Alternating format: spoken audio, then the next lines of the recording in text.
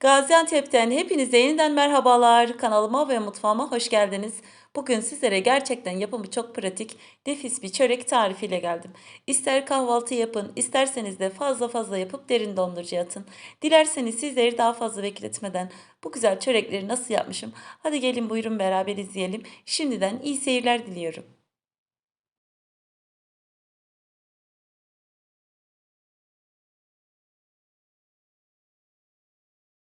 Çöreğin hamuru için yoğurma kasesinin içerisine bir su bardağı ılık su, bir su bardağı ılık süt ekliyorum. Kullandığım bardak ölçüsü klasik su bardağı.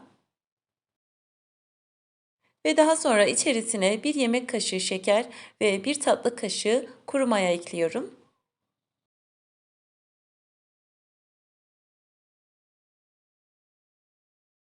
Mayayı da ekleyip şöyle çırpma teliyle güzel bir şekilde karıştırdıktan sonra içerisine yarım çay bardağı sıvı yağ yerine isterseniz zeytinyağı da kullanabilirsiniz ve bir tatlı kaşığı tuz ekliyorum ve tekrar çırpma teliyle güzel bir şekilde karıştırdıktan sonra 5 su bardağı un ekliyorum.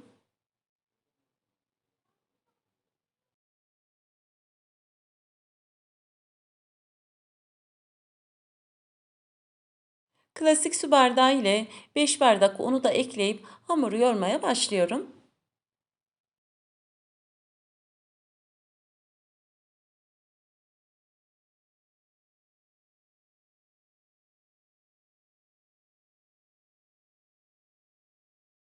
Hamurun kıvamının ele yapışmayan ama yumuşak bir hamur olması gerekiyor. Ben hamur için toplamda 5 su bardağı ve artı yaklaşık bir yemek kaşığı kadar un daha ekledim. Ama her zaman söylediğim gibi unun kalitesine göre, markasına göre değişiklik gösterebiliyor. Lütfen kontrollü ekleyelim.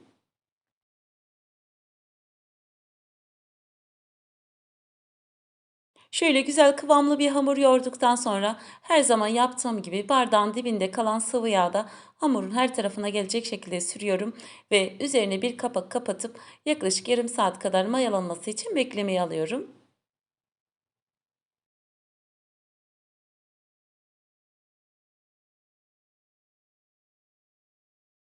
Hamur dinlenirken ben de bu arada çöreklerin iç harcını hazırlıyorum. Çöreklerin iç harcı için 2 adet büyük boy kuru soğanı yarım ay şeklinde doğruyorum.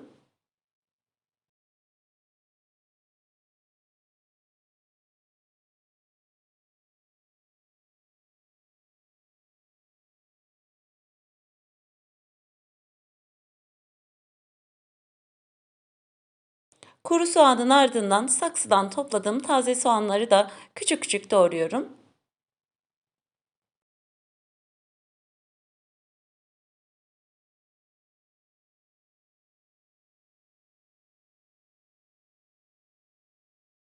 Doğradığım taze soğan ve kuru soğanları bir kabın içerisine alıyorum ve üzerine bir tatlı kaşığı tuz ve yarım tatlı kaşığı karabiber ekliyorum ve güzel bir şekilde karıştırdıktan sonra soğanlı iç harcımız da bu şekilde hazır.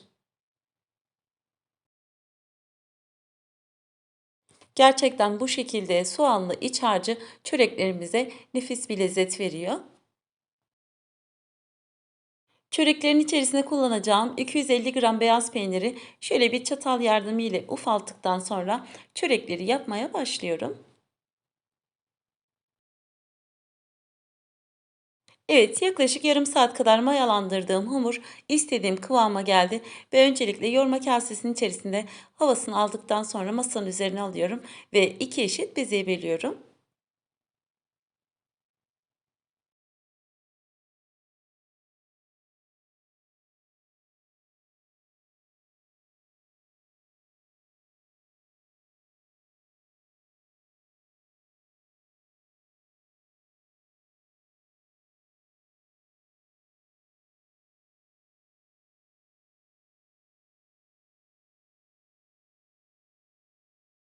İki eşit beze yaptığım hamurları hiç bekleme yapmadan açmaya başlıyorum.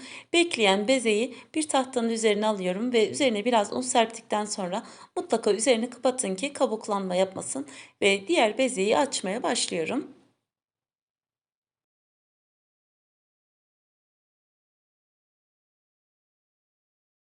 Hazırladığım 2 bezeden bir tanesini un ve oklava yardımı ile açmaya başladım. Benim elim oklavaya daha yatkın olduğu için genelde hamur açarken oklava kullanıyorum. Ama tabii ki siz isterseniz aynı işlemi merdane ile de yapabilirsiniz.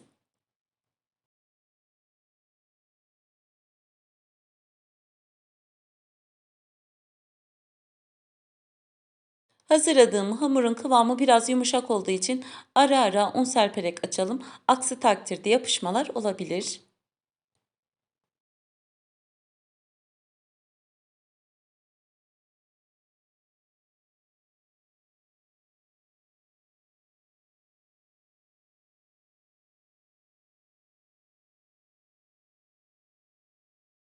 Evet, açtığım hamur istediğim büyüklüğe geldikten sonra erittiğim 150 gram tereyağını bir fırça yardımı ile hamurun her tarafına gelecek şekilde sürüyorum.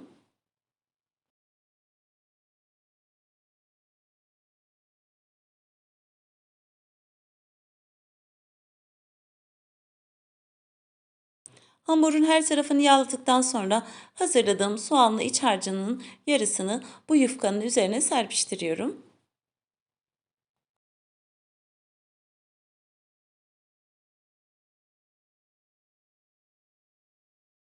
Şöyle elimle de özellikle kenar kısımlarını doldurduktan sonra beyaz peynirden üzerine serpiştiriyorum.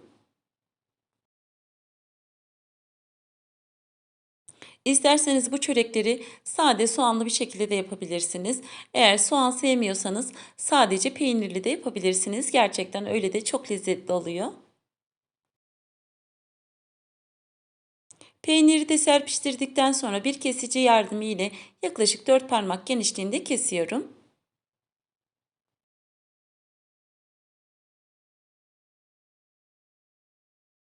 Hamuru şeritler halinde kestikten sonra her bir şeridi çok sıkı olmayacak bir şekilde rulo yapıyorum ve üst üste sarıyorum.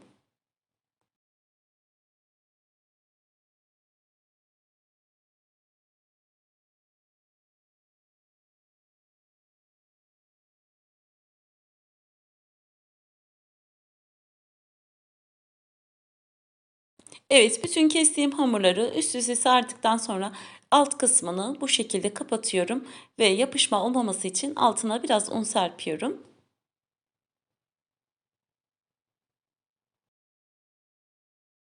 Birinci yaptığım çöreği tahtanın üzerine alıp diğer bezeyi de aynı şekilde açıyorum.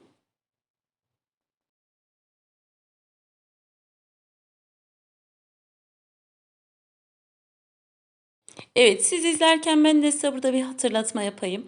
Eğer hala kanalıma abone değilseniz abone olmayı, tariflerimden ilk siz haberdar olmanız için bildirimlerinizi açmayı, videomu buraya kadar izlediyseniz beğenmeyi, beğen butonuna basmayı, küçücük de olsa bir yorum yapmayı, bana destek olmayı unutmayın. Kanalımın büyümesi, güzel bir yerlere gelmesi için destekleriniz benim için gerçekten çok önemli ve çok kıymetli. Beğendiğiniz videolarımı sevdiklerinizle paylaşıp bana destek olabilirsiniz.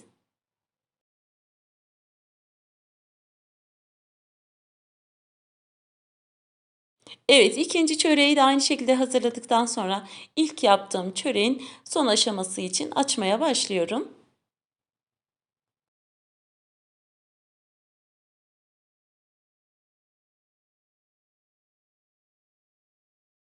Hamuru yağlı kağıdın üzerine almadan önce yapışma olmaması için biraz un serpiyorum ve elimle de büyütebildiğim kadar ilk etapta büyütüyorum ve daha sonra biraz da oklavayla genişlettikten sonra fırın tepsisinin içerisine alıyorum.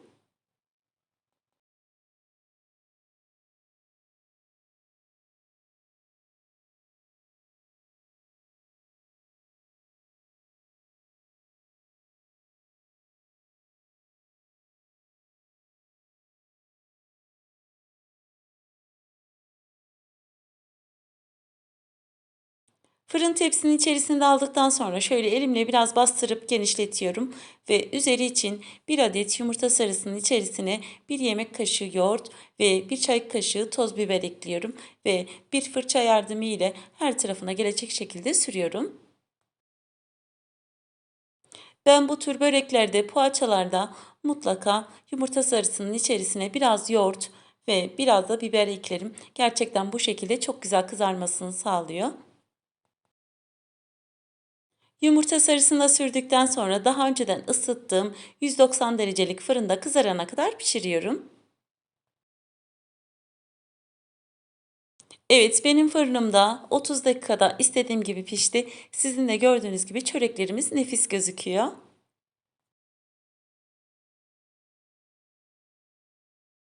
İsterseniz kahvaltıya, isterseniz de bu şekilde fazla fazla yapıp derin dondurucuya atın.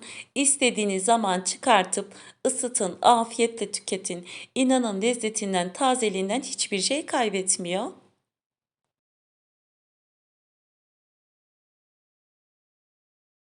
Eğer isterseniz bu çörekleri sardıktan sonra pişirmeden de dondurucuya atabilirsiniz. Dondurucudan çıkarttıktan sonra kalan işlemlere devam edin ve pişirin, afiyetle tüketebilirsiniz.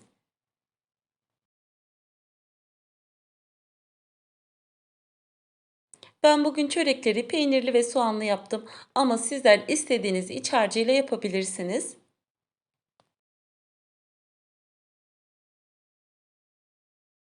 Videolarımda kullandığım tüm malzemeleri açıklama kısmına ekliyorum. Oradan bakıp faydalanabilirsiniz.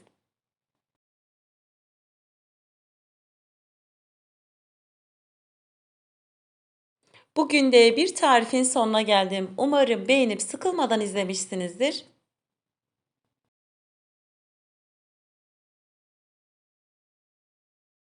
Yapıp deneyeceklere şimdiden afiyet olsun. Bugünlük de benden bu kadar.